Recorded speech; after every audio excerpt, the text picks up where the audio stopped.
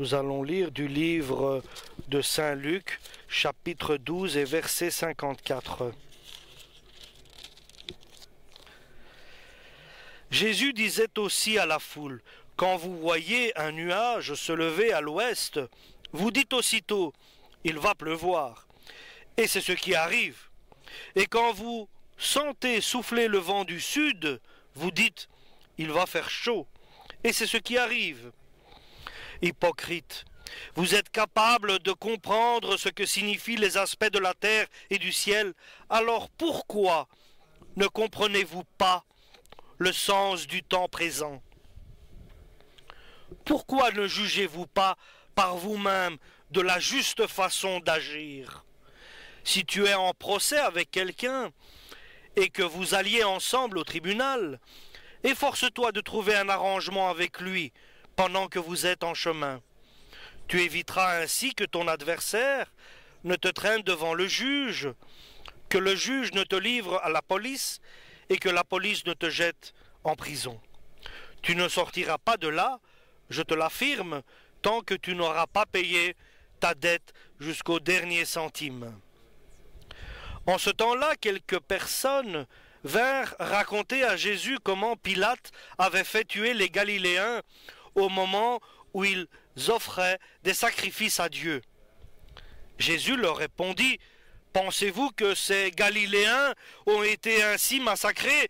Cela signifie qu'ils étaient de plus grands pécheurs que tous les autres Galiléens. Non, vous dis-je, mais si vous ne changez pas de comportement, vous mourrez tous comme eux. » Et ces 18 personnes que la tour de Siloé a écrasées en s'écroulant, pensez-vous qu'elles étaient plus coupables que tous les autres habitants de Jérusalem? Non, vous dis-je, mais si vous ne changez pas de comportement, vous mourrez tous comme eux. Nous continuons au verset 22. Jésus traversait ville et village et enseignait en faisant route vers Jérusalem. Quelqu'un lui demanda, « Maître, n'y a-t-il que peu de gens qui seront sauvés ?»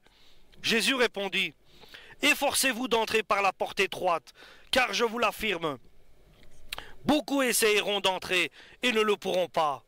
Quand le maître de maison sera levé et aura fermé la porte à clé, vous vous trouverez dehors. Vous vous mettrez à frapper à la porte et à dire, « Maître, ouvre-nous !» Il vous répondra, « Je ne sais pas d'où vous êtes. » Alors vous allez lui dire, « Nous avons mangé et bu avec toi.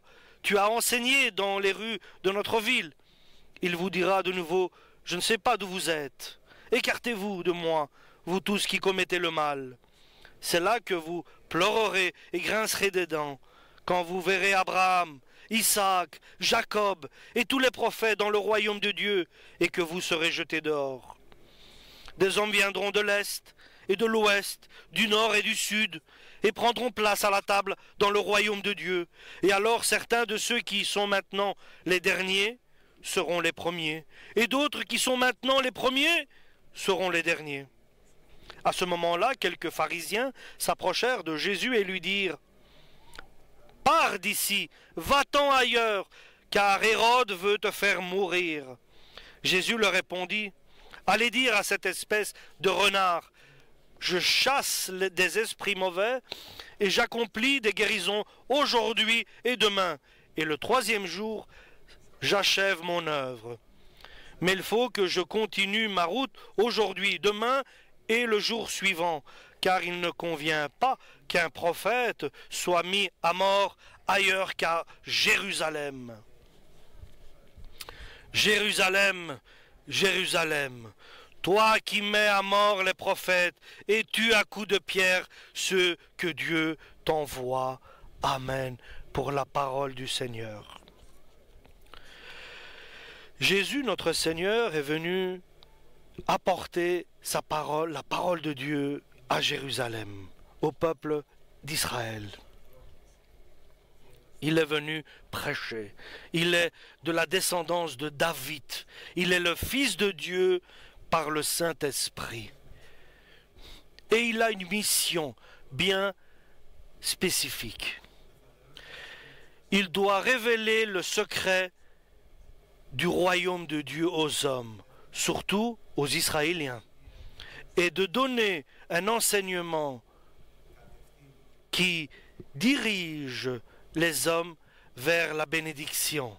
Et troisièmement, qu'il libère ceux qui sont prisonniers par le diable, et de choisir ses apôtres, ses serviteurs et ses disciples. Et tout cela en 3 ans et demi. Il allait à Jérusalem. Et il allait en Galilée et à Samarie. En Samarie, il prêchait. Il était un prédicateur de Dieu Tout-Puissant. Il guérissait, il faisait des miracles, il libérait ceux qui étaient sous la domination du diable. Il donnait de l'espoir à ceux qui étaient malades, il donnait la guérison. Ceux qui étaient prisonniers, il donnait le salut, la liberté. Il ouvrait les liens, il brisait les liens de ceux qui étaient attachés au diable. Il faisait du bien à tous. Il faisait le bien. Il était le bien. Et il est le bien. Alléluia. Mais les hommes l'ont crucifié. Il est mort sur la croix. Mais Dieu le Père l'a ressuscité. Et maintenant, il est à la droite du Père et il continue à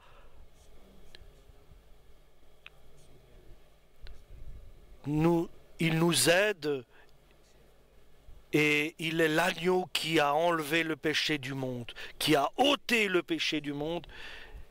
Il est notre Messie, il nous a guéris, il est celui qui nous a libérés, il est celui qui nous a donné la vie nouvelle, c'est celui qui nous a rassemblés aujourd'hui, ici, dans cette église. Et il nous a donné des promesses. Et par lui, nous sommes unis à sa divinité. Et tout dans notre vie dépend de lui. Tout fonctionne et tout réussit par Jésus-Christ. Il est toujours prêt. Il est notre médiateur devant Dieu. Il dit, demandez et il vous sera donné. Cherchez et vous trouverez, car je suis avec toi. Frappez et on vous ouvrira, car je suis avec vous. Il est parmi nous. Nous sommes certains, il nous aime. Il est parmi nous. Il écoute nos cœurs, car il nous aime, alléluia, il veut notre bien. Soyons sincères, soyons sérieux avec Dieu et sincères, soyons responsables, ayons la crainte de Dieu dans le sens de ne pas transgresser sa volonté. Et Dieu nous enseigne ce qu'il a de secret, la repentance, le pardon. Si nous ne nous repentons pas, nous ne sommes pas sauvés. Et il faut pour cela nous repentir et nous rabaisser. Nous devons nous devenir petits, nous rabaisser. Et la parole de Dieu est certaine, elle est juste. Et nous sommes dans cette église où règne Jésus-Christ. Il marche parmi nous. Et le Père est là. Et le Saint-Esprit aussi. Et il regarde, il observe, il entend notre cœur, notre esprit. Ici, nous ne sommes pas seuls sur la terre. Et l'important, ce n'est pas que nous sommes 500 ou 600, mais c'est que Jésus est là et il est avec nous, et le Saint-Esprit est celui qui sonde le plus profond de notre âme. Donc si nous avons vraiment cette connaissance des choses, combien nous devons être prudents et sérieux avec Dieu, et sincères, car ces choses sont pour l'éternité. Et soyons justes devant Dieu, n'attristons pas le Saint-Esprit. Et ces conseils pour nous ont de la valeur éternelle. Lorsque ce conseil de Dieu vient répondre dans notre cœur, il prend une autre dimension. Sa parole a une autre dimension pour nous. Elle est éternelle, cette dimension. C'est la force de Dieu, la parole, qu'il nous donne. Nous lisons un livre. C'est Dieu lui-même qui a donné l'autorisation, qui a donné l'ordre qu'il soit inscrit. Et il nous dit, attention, tu es en danger. Tu es en danger si tu as quelque chose contre ton frère. Va te réconcilier avec ton frère d'abord et après, fais ton sacrifice. Aie crainte de la parole de Dieu, de ne pas la transgresser.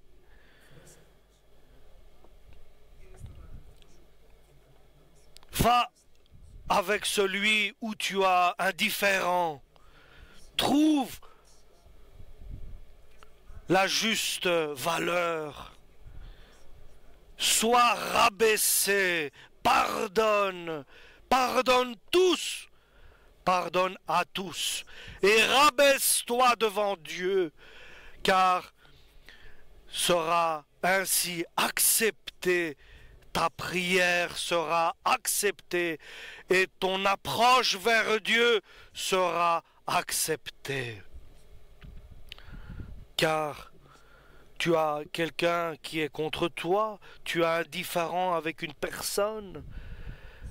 Fais attention, ne garde pas de rancune, pardonne, sois libre et ne va pas avec celui avec qui tu es indifférent dans les tribunaux.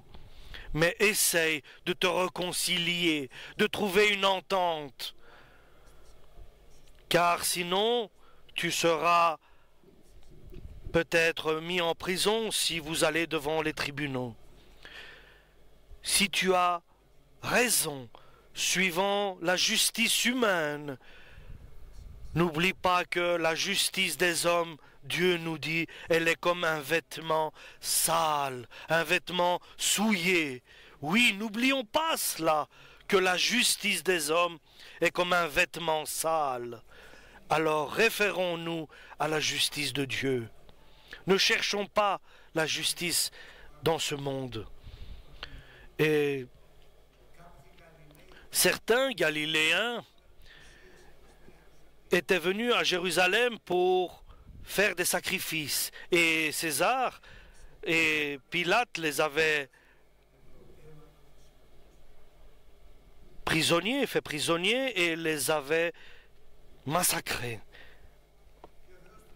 Et Dieu dit, vous allez mourir identiquement si vous ne vous repentez pas et vous ne changez pas de comportement. Ces Galiléens sont morts, ils ont été sacrifiés, massacrés par Pilate. Et à la suite, si vous ne vous repentez pas, tout ce que vous avez de bien vous sera enlevé. La justice de Dieu viendra. Ne partons pas aujourd'hui en disant que tout va bien, que tout ira bien. Je vous dis que rien ne va bien.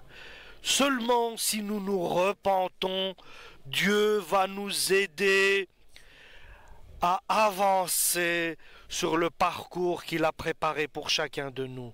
Ne partons pas avec un espoir que Dieu est avec nous et qu'il fera grâce si nous nous repentons pas. Et que nous trouverons la bonté de Dieu devant nous si nous nous repentons pas. Il faut que nous nous repentons pour voir la bonté de Dieu dans notre vie. Alléluia.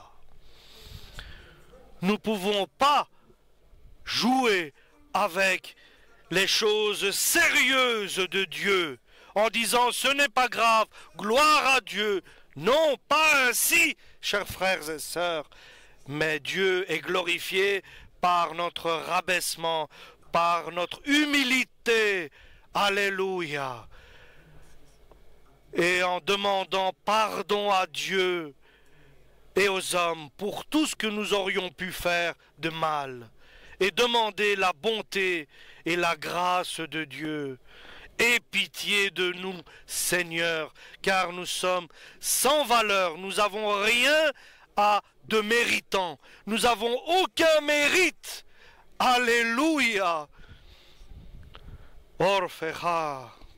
Nous sommes sans valeur, nous sommes inutiles sans toi. Nous avons besoin de ta bonté. Oui, alléluia. La repentance devant toi, le retour vers toi, et nous sommes responsables de beaucoup d'erreurs et de fautes. Et grâce, trouvons grâce devant toi, car nous nous repentons de nos mauvaises actions, de nos mauvaises intentions. Pardon, Seigneur, pardon, Père, aide-nous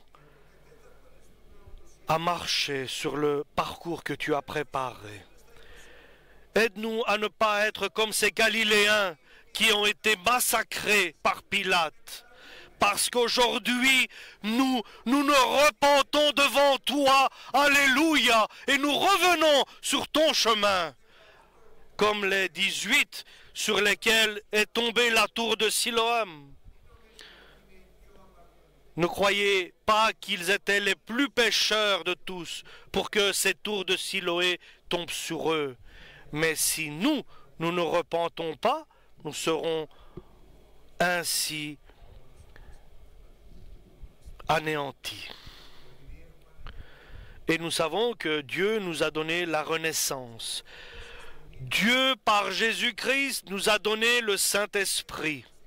Et nous avons été baptisés par le Saint-Esprit de Dieu.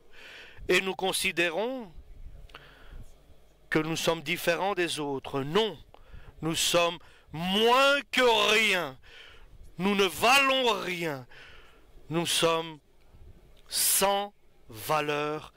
Et la valeur, c'est Dieu, le Créateur, notre Dieu Tout-Puissant.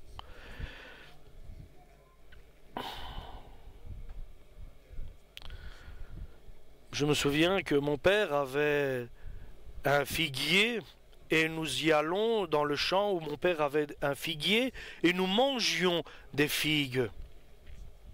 Et là où il y avait une vigne, il y avait en général aussi un ou deux figuiers. Il y avait un figuier dans une vigne et le Seigneur est venu, notre Seigneur est venu cherchant des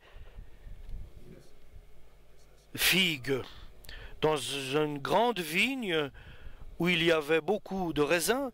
Il y avait un figuier et Jésus est venu et il cherchait une figue et il dit à celui qui s'en occupait, il n'a pas trouvé de figue et il dit mais pourquoi gardes-tu cet arbre, ce figuier ici inutilement, car il ne porte pas de fruits.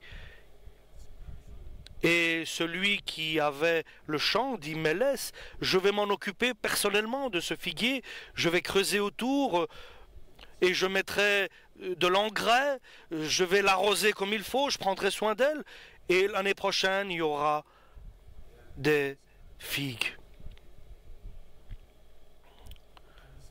Si tu es quelqu'un qui n'est pas chaud et qui est tiède, Dieu va nous rejeter.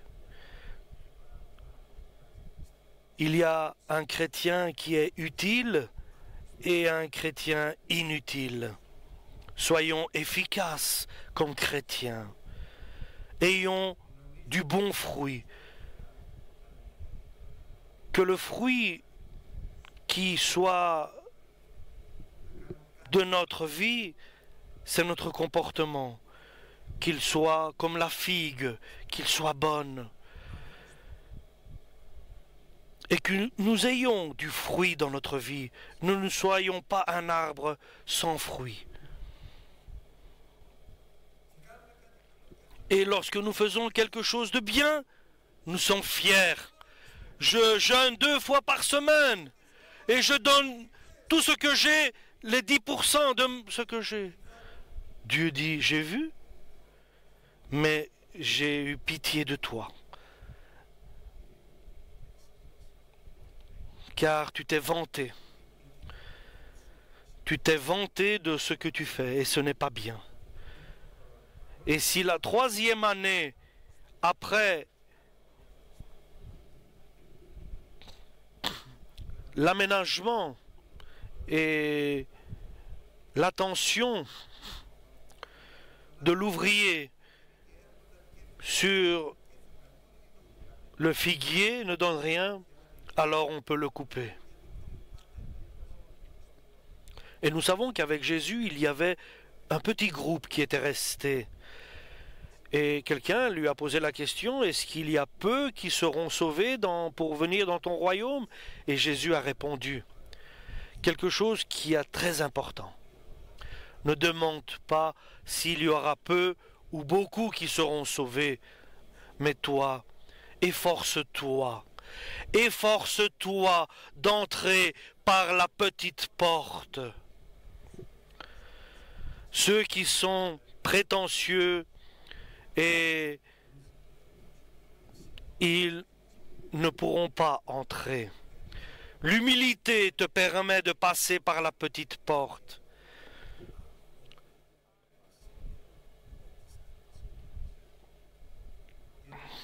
Parce que beaucoup chercheront à entrer par la petite porte, mais ne pourront pas. Et ils iront par la grande porte. Et ils vont pour la perdition. Ils se perdent dans l'éternité du mal. Mais Dieu veut que nous entrions par la petite porte. Et la petite porte a comme caractéristique à l'amour, à le pardon, à l'espoir, à la paix et au-dessus de tout, à l'humilité. C'est l'humilité qui te permet de passer par la petite porte, c'est te rabaisser, devenir petit. Et lorsque nous sommes humbles et nous marchons dans l'humilité, nous trouverons la grâce de Dieu. Mais celui qui se lève et qui est hautain, qui est prétentieux, cela nous mène loin de Dieu, très loin de Dieu. Et lorsque nous entendrons la voix de l'archange, le son de la trompette et l'ordre qui va être donné pour que notre corps soit transformé le jour de l'enlèvement de l'Église, certains ne se transformeront pas, ne seront pas enlevés au ciel, comme il est dit.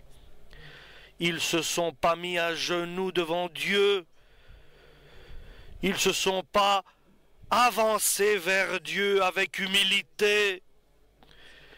Mais va dans ta chambre, demande-lui en te mettant à genoux devant Dieu, avec sincérité et vérité, et ouvre ton cœur à Dieu, et pleure devant Dieu pour tes mauvaises actions. Repens-toi, et tu seras accepté par Dieu, le Tout-Puissant. Béni soit son nom éternellement. Surtout, nous qui sommes de l'église de la Pentecôte, où Dieu agit, nous oublions parfois, nous oublions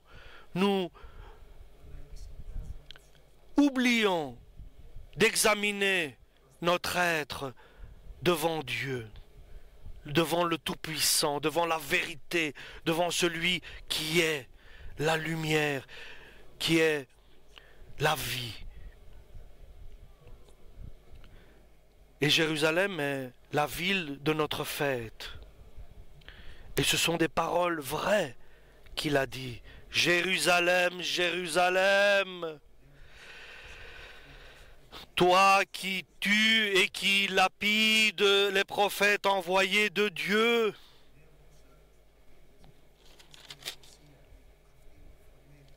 Qui est celui qui tue les prophètes de Dieu? Ce sont ceux qui n'aiment pas. Ceux qui aiment pas, ceux qui n'ont pas l'amour de Dieu, ceux qui ont la haine, qui jugent, qui sont toujours à critiquer les autres. Et bien sûr, en élevant Dieu, mais leur cœur est obscur. Et ils ne peuvent pas pardonner. Mais devant Dieu, ces gens-là, ou nous-mêmes, si nous ne savons pas pardonner et nous repentir, aux yeux de Dieu, nous sommes dans la perdition. Si nous ne pouvons pas aimer notre prochain, aimer nos ennemis, pardonner notre prochain, ceux qui nous haïssent, ceux qui nous critiquent, ceux qui nous font du mal, nous devons les pardonner et les aimer. Si tu ne peux pas te rabaisser, ne fût-ce qu'un peu, tu es dans la perdition. Si en toi ton cœur t'informe que tout va bien, chers frères et sœurs, rien ne va bien. Pour personne. Ce n'est pas un message de désolation, mais c'est un message d'espérance pour que nous puissions revenir et prendre conscience de nous remettre en question devant Dieu, d'examiner notre parcours devant Dieu, que nous allons revenir du mauvais chemin sur le droit chemin de Dieu. Ça, c'est notre besoin, ça, c'est notre chemin, c'est ça, c'est cela que Dieu demande. Voilà, votre maison est laissée dans l'abandon et dans le désert, en désert. Jérusalem, c'était la ville glorieuse du monde entier. Dieu avait mis sa maison, son temple. Dieu habitait à Jérusalem. C'était son trône dans les saints des saints. Mais Jésus a dit, votre maison est laissée déserte. Et nous avons une maison qui est notre corps, qui est le temple de Dieu maintenant. Et le Saint-Esprit demeure en nous. Dieu protège-nous. Ne dis pas tout va bien, mais dis Seigneur, pardonne-moi. Alléluia. Examinons-nous devant Dieu si nous sommes sur le droit chemin, sur le bon chemin. Beaucoup sont nos erreurs, beaucoup sont nos péchés. Et nous pensons beaucoup de choses qui ne sont pas dignes d'un disciple de Jésus-Christ. Il n'y a pas de juste. Il y a beaucoup d'erreurs dans notre vie. Nous avons besoin de la grâce de Dieu. Que Dieu ait pitié de nous et qu'il nous pardonne pour les mauvaises actions, les mauvaises pensées, les mauvaises intentions, les mauvaises paroles. C'est pour cela que nous avons besoin d'aller vers Dieu en demandant pardon, en demandant pardon à Dieu, en allant dans notre chambre, en nous mettant à genoux devant Dieu.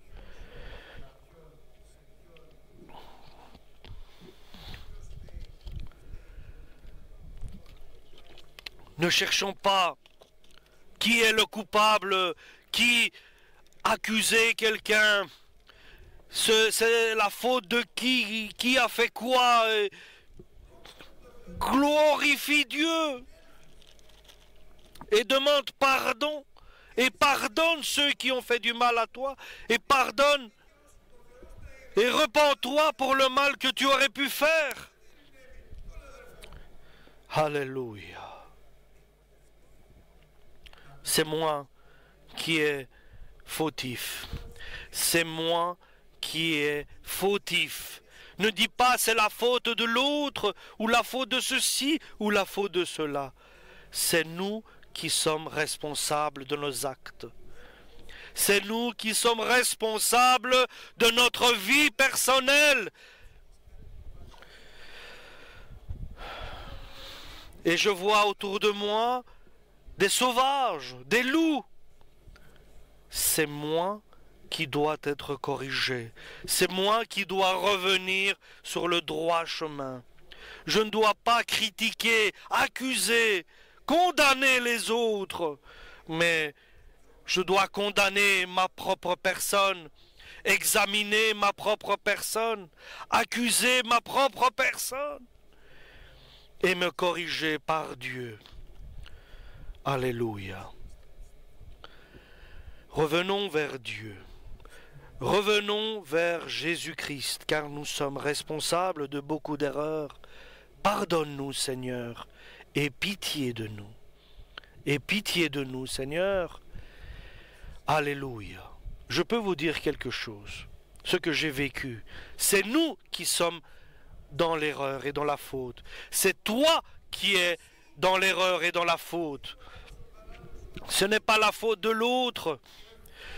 C'est notre comportement qui est pris en compte devant Dieu. C'est moi qui dois me repentir et pas dire c'est la faute de l'autre pour ce que j'ai fait et ce que j'ai pas fait. Aie pitié de nous, Père. Aie pitié. Aide-nous à être comme Jésus-Christ, à ressembler à Jésus-Christ. Aide-nous. Enseigne-nous, Seigneur. Soyons initiés par ta parole éternelle. Alléluia. Je dois rejeter ce qui est injuste, la vie mondaine, ce qui est mal. Je dois rejeter le mal. Je dois rejeter ce qui est de ce monde. Alors la grâce de Dieu viendra m'initier, m'enseigner à vivre dans ce siècle malicieux, pernicieux. C'est moi qui est responsable de mes actes. C'est moi qui est responsable car je ne vis pas juste devant Dieu. Lorsque nous pouvons prendre conscience de cela, alors tout va changer, car Dieu aura pitié de nous, car il dira que nous avons compris, que nous avons pris conscience de nos mauvaises actions. Et il va donner la paix dans notre cœur. Il va nous donner son amour.